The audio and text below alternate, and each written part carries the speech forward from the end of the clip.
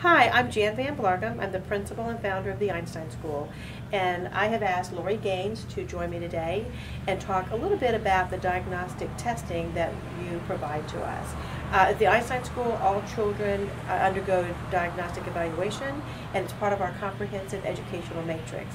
Laurie, would you please explain a little bit about the testing that you provide and how it benefits families and their child? Absolutely. The testing that we provide is very comprehensive. What we like to find out is how students learn, how they process, and where any of their strengths and weaknesses are. So we start with looking at their processing skills.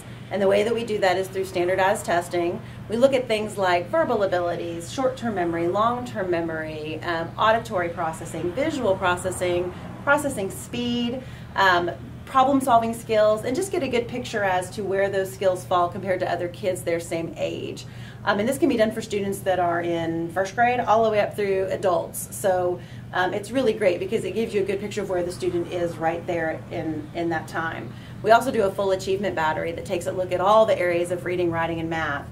And we can do this and compare students to either their same age or same grade peers. So again, we get a good picture as to where their skills are today, and if there are any gaps that need to be filled, whether it be in math calculations or reading comprehension, and we can target the specific areas so that we can give the school, in your case, your group, the real specific information about what that student needs to fill in order to be as successful as possible.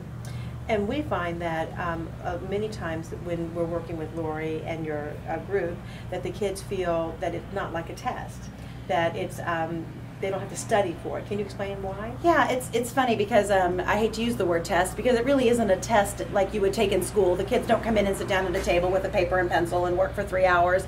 Everything that we do is done one-on-one, and it's all done, almost 100% of it's done orally, where we ask the questions and they give oral responses, other than like the math calculations or the written expression portions that are written. It's all done orally, and I hate to say that it's fun, but the kids tend to typically have a good time with it.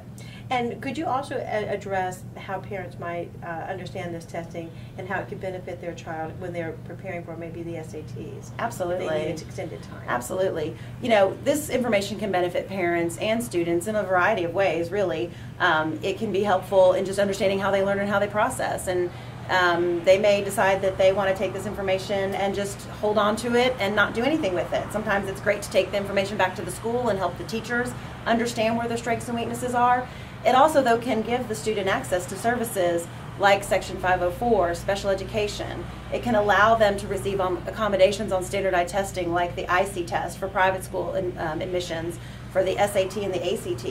It can also allow students who are going off to college access services at the college level. I don't know that people know that at every college and university there's a program for students with learning disabilities, and with appropriate documentation students can access that as well. I think that's a very important message to send home to parents, because once you do have a child go into the college environment, a parent has less control. Absolutely. And the child has to learn how to evaluate and how to maybe be their own advocate. Yeah, exactly. And I think that's a critical component of them becoming productive citizens. Absolutely. Well, thank you, Laurie. I appreciate your time today.